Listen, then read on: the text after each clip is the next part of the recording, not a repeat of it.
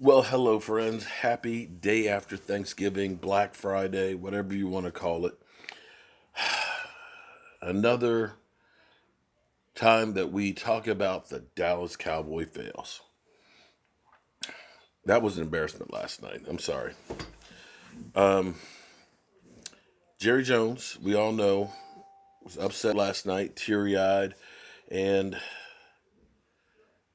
said he believes that Jason Garrett is the guy to turn it around. And this may be a case of you don't want to hire somebody you're close to, because this should be strictly business and go by what you've done on the field. I'm sorry, but there's nothing in Jason Garrett's coaching record that says that he is the guy to turn it around and win a Super Bowl. I don't know if you guys will be able to hear this or not, but this is the press conference. I'm not, of course, home where I'm in my set. The ball game today, and everyone put so much into it. When you get the job done. Well, with the touchdown on the first drive, it seemed like things kind of went downhill from there. What happened after the first drive, really? Um, there were a lot of different things that happened throughout the ball game. I do think it was a good start for us, going down and scoring a touchdown at the outset of the game. Offensively, I thought we had too many drives where we were able to drive the ball. We didn't cash in, had a couple missed field goals, and later on in the game, we weren't able to convert a fourth down in there close. Mm-hmm. The two turnovers obviously hurt us, gave them favorable field position. The defense did a good job responding for the most part in those situations, but you can't do that against a team like this. We found some things that we like. We were able to move the ball at different times, but certainly weren't efficient enough to cash in on the drives like we needed to. The defensive side of the ball, they did a good job. They ran the ball fairly consistently. Their quarterback did a really good job, delivering throws in critical moments and also running with the ball, keeping their drives alive. And they did a better job cashing in on their drives than we did. I think that was on the. Yeah.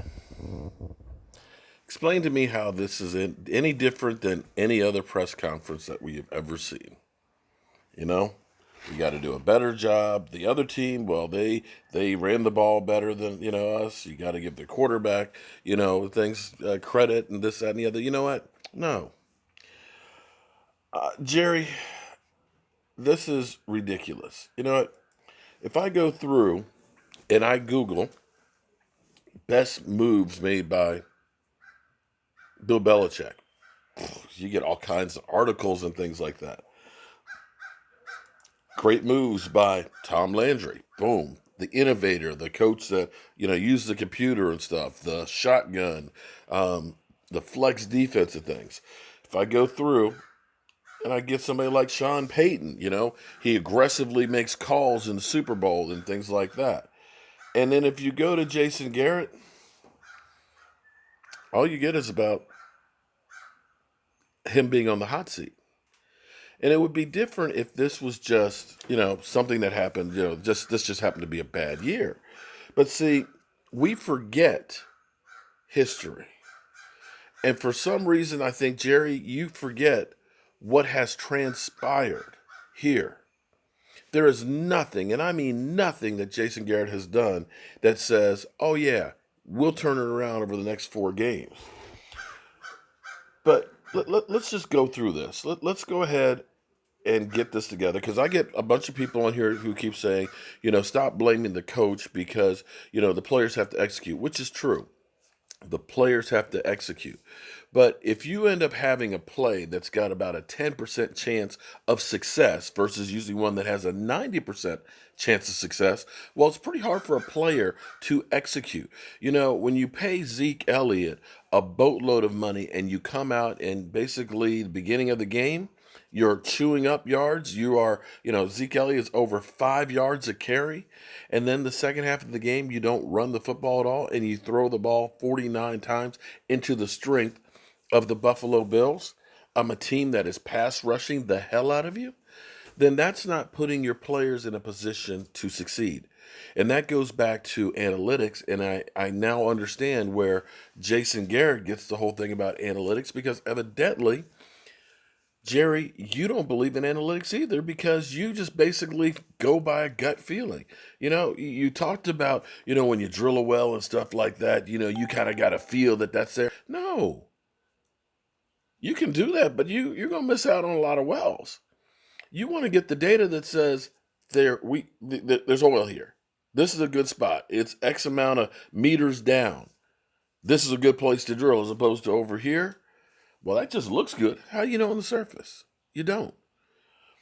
But let's go through this. This is an article that was put out in October that just like goes through the history. Because understand, after Jason Garrett was hired, we went through 3 8-8 seasons. Okay? And with those 8-8 seasons, we had the opportunity where the last 2 weeks we only had to win one game to make the playoffs. And every year we failed. We ended up 8-8. We were going in at 8-6, losing the last two games to the Eagles, to the Redskins, and the Giants. That's the first 3 full seasons of Jason Garrett's career. So when we start talking about him being on the hot seat, um, in November of that year, Jones issued his first public declaration in 2013 that Jason Garrett's job was safe and that he'd be returning as head coach. That was after the third 8-8 season. So, after a second 8-8 season. That didn't do much because the next year we were still 8-8. Okay, so Jerry, you said back in 2012 that Jason Garrett's job is safe. We believe in him, right?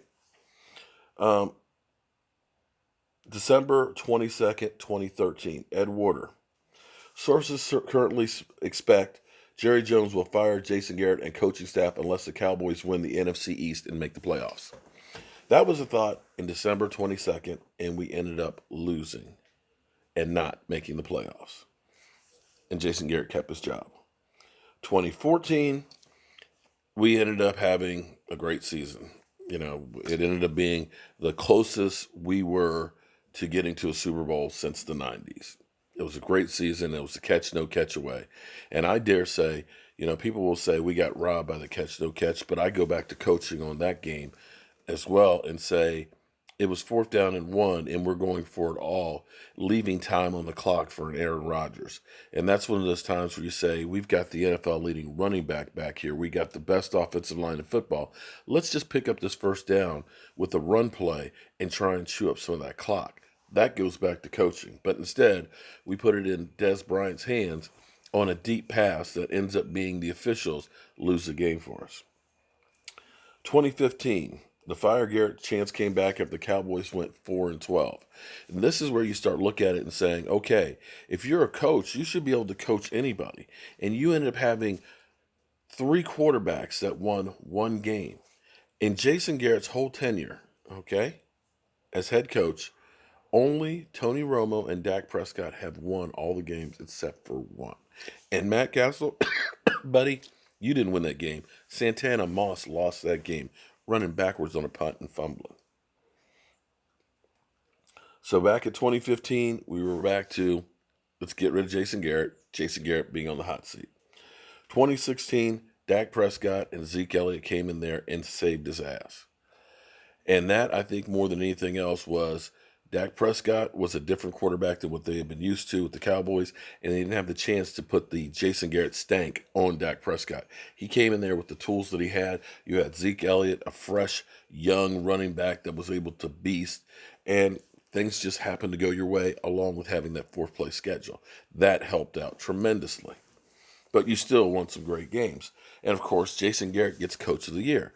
But I ask you, what did Jason Garrett do? Has there ever been a signature thing you say, that Jason Garrett, that Princeton graduate, we won that game because of something Jason Garrett did? I can't honestly point to a single one of those types. I can point to the situations like yesterday where you have a terrible play call in 4th down. I can point to situations like icing the kicker. I can point to situations like throwing the ball more than Green Bay in the second half when you were up 26-3. I can point to a couple of losses against the Lions where you're up by 21 points in the second half. I can go on the list of things that you look at and say, that's not it. I can look at saying that you have a below 500 record coming off a bye week. I can look and say when the team has had a bye week in the playoffs, that the team comes out flat. I can point to the fact that every week this team comes out and start slow. And here's another one of those things that I kind of pick up on now. See, I always hate it when we get the ball to start the first because it always seems like the other team has the ball to end the half, and then they come out and have the ball the second half, and they've made halftime adjustments. And I think teams are picking up onto that because you're seeing teams winning the toss and they're kicking because they know come out the second half, we got the opportunity to go ahead and stomp on their throat. And that's happened more times than not. So 2017, of course, we talked about who was going to be Jason Garrett's replacement. Jason Garrett, first half of the season, they were thinking about firing Scott Linehan at the bye week, and we were already talking about potential coaches to replace him. The team turned around with the bringing in Amari Cooper, and that kind of quieted it down some. Going into the beginning of the season, of course, it was kind of like, yeah, well, the Cowboys, they did well, of course, there. But see, I still look at this and say, with the amount of talent that this team has, you can't tell me that the New York Jets have more talent than the Dallas Cowboys. You can't tell me that the Buffalo Bills has more talent than the Dallas Cowboys. You can't tell me that you guys don't realize that Cole Beasley is going to be the main weapon for Buffalo and that you want to make sure that you don't let that guy beat you. You can't tell me that with the players that we have, the one of the best running backs in football, a young stud quarterback, with the wide receiver core that we have, that we can continue to double sometimes the yardage of other teams and still look like trash, and say that it's all on execution of the players, that the coaches are putting them in positions to win. And this is where I say, well, Jerry, at this point, what is it that makes you believe that Jason Garrett can turn it around? I see a team right now that is uninspired. I see a team that now we got people yelling in the locker room that's cratering. I see a team that continues to underperform year after year after year. And for whatever reason, you still have this blind faith in Jason Garrett. The analytics will tell you if you haven't won the Super Bowl within 5 years, you're not going to. Jason Garrett, the longest tenured coach without a ring. The longest as a coach. Longest tenured coach without a ring. Everybody, and I mean everybody, who's been in the same organization as long as Jason Garrett has been to one, if not multiple, Super Bowls. And that's the facts. Now, you can hold on to him and end up just not renewing the contract, and then maybe that makes you feel better that you didn't fire him. But the reality is you're just wasting another season. You just are. Because at this point, I'm sorry, if the troops did not rally yesterday for Jason Garrett to try and save his career, they're not going to.